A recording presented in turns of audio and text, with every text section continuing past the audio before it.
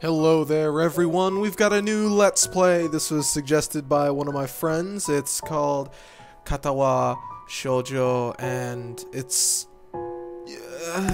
like a visual novel, and you know, he wanted me to play it. I don't know almost nothing about this, so let's just start it up and begin the journey. The light breeze causes the naked branches overhead to rattle like wooden wind chimes. This is a popular treat for couples in the summer. It's winter. The deciduous trees provide a beautiful green canopy far out of sight and reaches. But now in late winter it feels like I'm standing under a pile of kindling. I breathe into my cupped hands and rub them together furiously to prevent them from numbing in the cold. Just how long am I expected to wait out here anyway?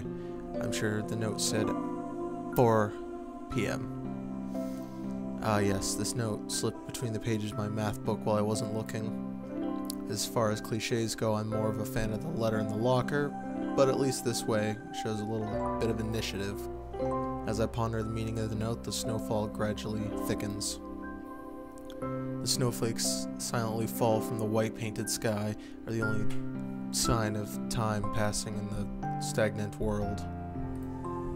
Their slow descent upon the frozen forest makes it seem like time is slowed to a crawl. The rustling of the dry snow underfoot startles me, interrupting the quiet mood. Someone is approaching me from behind. Hi. No, wait. Hisao? You came? Hesitant, barely audible question. However, I recognize the owner of the dainty voice instantly. I feel my heart skip a beat. It's a voice I've listened to for hundreds of times, but never as more than an eavesdropper to a conversation.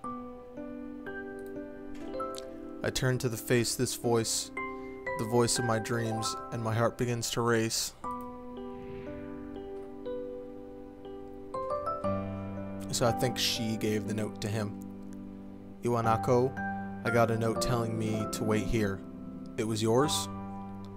Damn it, I spent all afternoon trying to come up with a good line, and that was the result. Pathetic. Yes, I asked a friend to give you the note. I'm so glad you got it. A shy, joyous smile that makes me so tense I couldn't move a single muscle, even if I tried. Aw, that's sweet. Whoa! What? Heartbeat. My heart is pounding now, as if it were trying to burst from my chest and claim this girl for itself. So, here we are, out in the cold. Once again, the wind stirred up the branches. The cacophonous noise is music to my ears. Iwanako flinches ever so softly against the gust of wind. As it passes, she rights herself as if supported by some new confidence. Her eyes lock with mine, and she lazily twirls her long, dark hair around her finger. All the while, the anxious beating of my heart grows louder. My throat is tight. I doubt I could even force a word out if I tried. You see? Bum bum. I wanted to know. Bum bum. Bum bum. If you'd go out with me. I stand there motionless, save for my pounding heart. Aw, it's already getting good. I want to say something in reply, but my vocal cords feel like they've been stretched beyond the breaking point. Hisao? I reached up to try to massage my throat, but this only sends spikes of blinding pain along my arms. Hisao? What's going on? Uh-oh. My whole body freezes, save for my eyes, which shoot open in terror. No. No. No. Hisao! Beating in my chest suddenly stops, and I go weak at the... Uh-oh. The world around me, the canopy of the bare branches, the dull winter... You know what? Uh-oh. The last thing I remember before slipping away are the sounds of Iwanako screaming for help and the incessant chatter of the branches above. Oh, no. I died? But I thought he was our man. Oh, beeping. Ooh, cool. Do I get like a little... Ooh. Katawa Shoujo. I don't even know what Katawa means. That probably explains this game. So I'm in a hospital. I love anime cutscenes.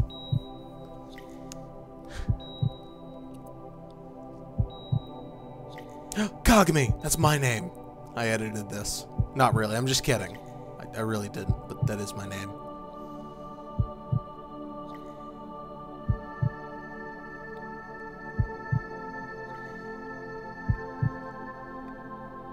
I'm enjoying this. Additional art, too.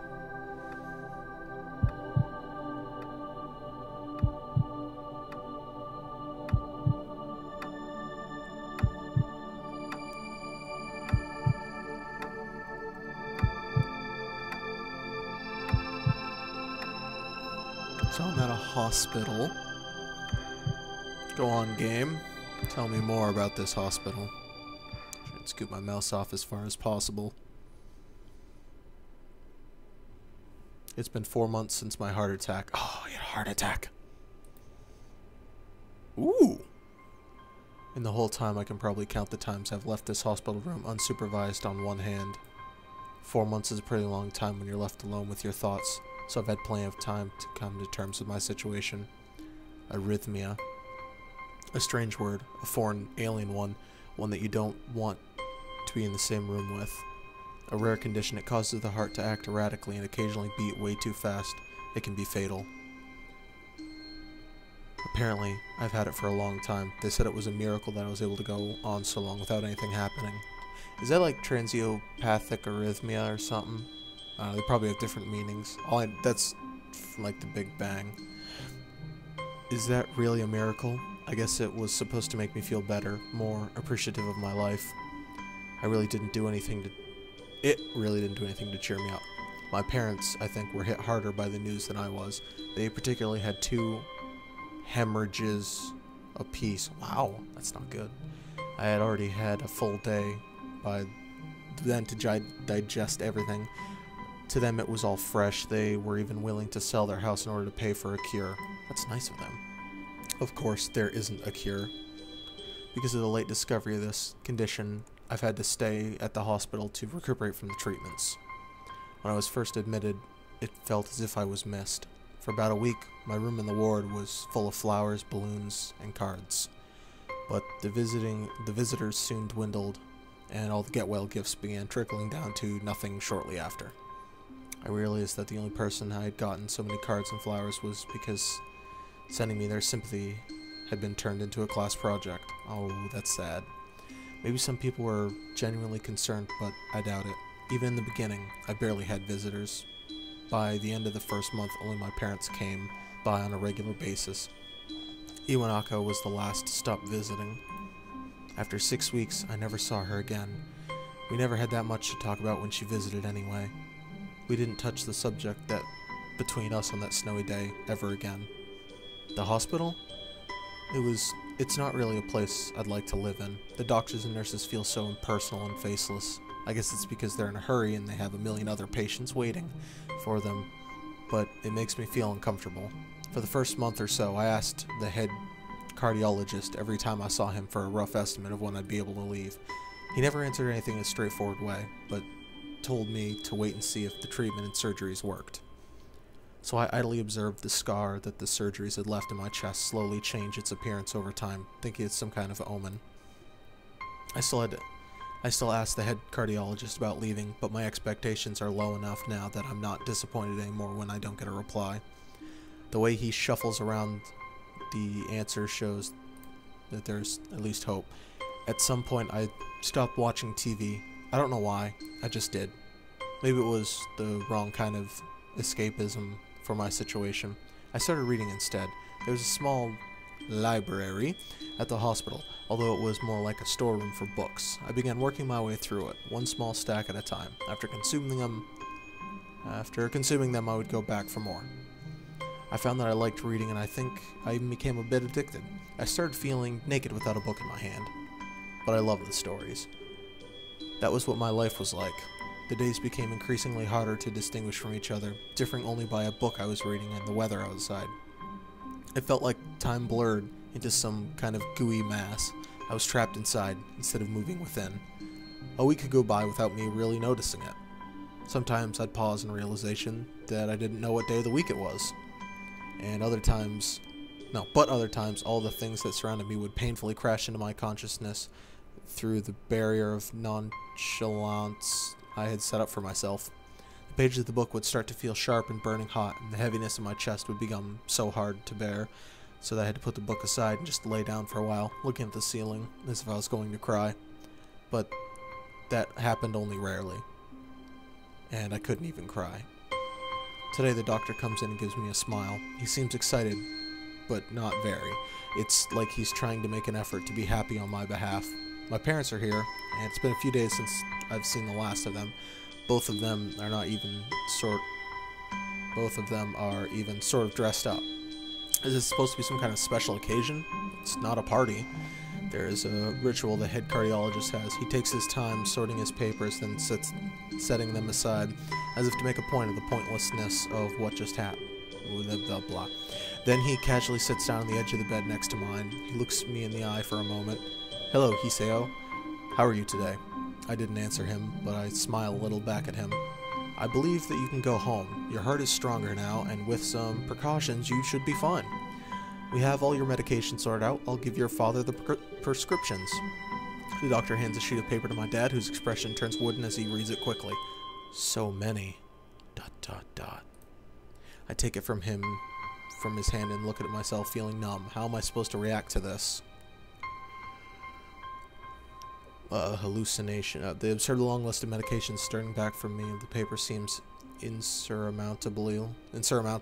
They all blend together in some sea of letters. It's 12 hours, 50 milligrams. So many letters. This is insane. Side effects, adverse effects, contradictions, and dosages are listed line after line with cold precision. I try to read them, but it's futile. I can't understand any of it, attempting to only make me feel sicker. All this for the rest of my life, every day? I'm afraid that's the best we can do at this point. However, new medications are always being developed, so I wouldn't be surprised to see if the list faded over the years. Years? What kind of confidence booster is that? I'd have felt better if he hadn't said anything at all. Also, I've spoken with your parents, and we believe that it would be best if you don't return to your old school. What? Please, calm down, Hiseo. Listen to what the doctor has to say. Calm down. The way he says it tells me that he knew full well that I wouldn't like it. I'm going to be homeschooled? Whatever my concern shows, it's ignored. We all understand that your education is paramount, however. I don't think that it's wise for you to be without supervision. At least not until we're sure that the medication is suitable. So I've spoken to your parents about a transfer. It's a school called Ayumu Academy that specializes in dealing with disabled students. Disabled? What? Am I? It has a 24-hour nursing staff, and it's only a few minutes from the highly regarded general hospital. The majority of students live on campus. Think of it as a boarding school of sorts. It's designed to give students a degree of independence while keeping help nearby. Independence? It's a school for disabled kids. Don't try to disguise that fact. If it really was free, there wouldn't be a 24-hour nursing staff, and you wouldn't make a hospital nearby as a selling point. Of course, that's only if you want to go, but your mother and I aren't really able to homeschool you. We went out there and had a look a couple weeks back. I think you'd like it. It looks like I really don't have a choice. Compared to the other heart problems, people with your condition usually tend to live long lives. You'll need a job one day, and this is a good opportunity to continue your education. This isn't an opportunity. Don't call it an opportunity. Don't call it a goddamn opportunity. Well, you shouldn't be excited at the chance to go back to school. I remember you wanted to return to school, and while it's not the same one, a special school, that's an insult. This is what I wanted to say. It's a step down. It's not what you think. All the students there are pretty active in their own sort of way. It's geared towards students that can still get around and learn, but just need a little help in one way or another. Your father's right, and many of the graduates of the school have gone to do amazing things. A person doesn't have to be held back by their disabilities. One of my colleagues in another hospital is a graduate. I don't care. A person doesn't have to be held back by their disabilities. That's what a person doesn't have to be held back. That's what a disability is. I really hate that something so important was decided for me. But what can I do about it? A normal life is out of the question now. It's funny. I'd always thought of my life was actually kind of boring, but now I miss it. I want to protest. I want to blame this lack of evidence, lack of reaction on shock or fatigue. I could easily yell out something now. Something about how I can go back to school anyway. But no. I don't say anything. The fact is, I know now it's futile. I look around the room, feeling very tired of all this. The hospital, doctors, my condition, everything. I don't see anything that would make me feel any different. There really isn't a choice. I know this, but the thought of going to a disabled school, what are those even like? As much as I try, put a positive spin on it, it's very difficult. But let me try. A clean slate isn't a bad thing. That is all I can think of to get me through this. At least I still have something, even if it's a special school. It's something. It's a fresh start, and my life isn't over. It would be a mistake to just resign myself to thinking that. At the very least, I'll try to see what my new life will look like.